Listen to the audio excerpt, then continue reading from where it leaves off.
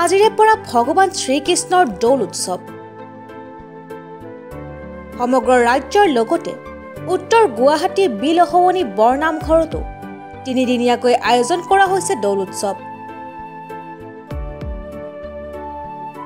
আজি সন্ধিয়া 6:30 বজাত মেঘদাহ পৰ্বৰে আৰম্ভ হ'বলগীয়া দৌল উৎসৱত আয়োজন কৰা হৈছে 12 ৰসনীয়া সাংস্কৃতিক অনুষ্ঠানৰ।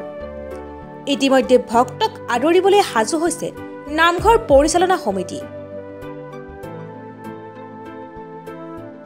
26 মাৰ্চত ধৰ্মীয় শোভাযাত্ৰাৰ অন্তত সামৰণি পৰিব দৌল উৎসৱৰ।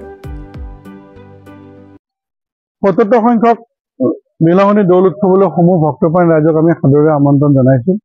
এয়া সত্ৰীয়া পৰম্পৰা আৰু বৈদিক পৰম্পৰাৰ এক যুগ্ম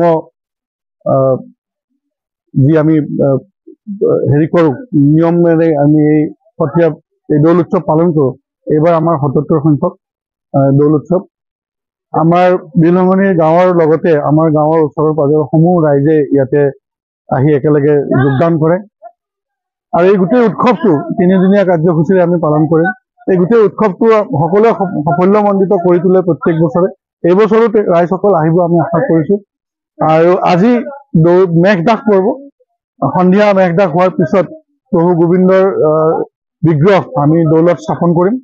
তাৰপিছত অহাকালি মহাপূজা আৰু মহাপূজাৰ পিছত সাংস্কৃতিক অনুষ্ঠান আছে গধূলি। সমূহ ৰাইজক আমি অনুৰোধ জনাইছো মহাপূজা আৰু সাংস্কৃতিক অনুষ্ঠানত অংশগ্ৰহণ কৰিবৰ কাৰণে। আৰু ইয়াৰ পিছদিনাখন গোসাঁই ঘূৰোৱা পৰ্ব, গোসাঁই নগৰ পৰিভ্ৰমণ। তাতে সমস্ত ৰাইজে প্ৰাণ ঢালি উৎসাহেৰে প্ৰত্যেক বছৰে যোগদান কৰে। এইবছৰো আমি সকলোকে অনুৰোধ জনাইছো আহিবৰ কাৰণে। বতৰৰ হয়তো প্ৰতিকূলতা থাকিব পাৰে, কিন্তু আমি ভাবো তেতিয়ালৈকে ঠিক হৈ যাব। আমি গোটেই ৰংমহল, ৰুদ্ৰেশ্বৰ, ৰজাদেৱৰ কিছু অংশ আমি ইপিনে শিৱ মন্দিৰলৈকে আমি প্ৰভুৰ বিগ্ৰহলৈ আমি পৰিভ্ৰমণ কৰিম। সমূহ ৰাইজক আমি আমন্ত্ৰণ জনাইছো। চাংচাৰীৰ পৰা খৰ্গেশ্বৰ নাথৰ ৰিপৰ্ট, প্ৰাতঃ টাইম ডিজিটেল।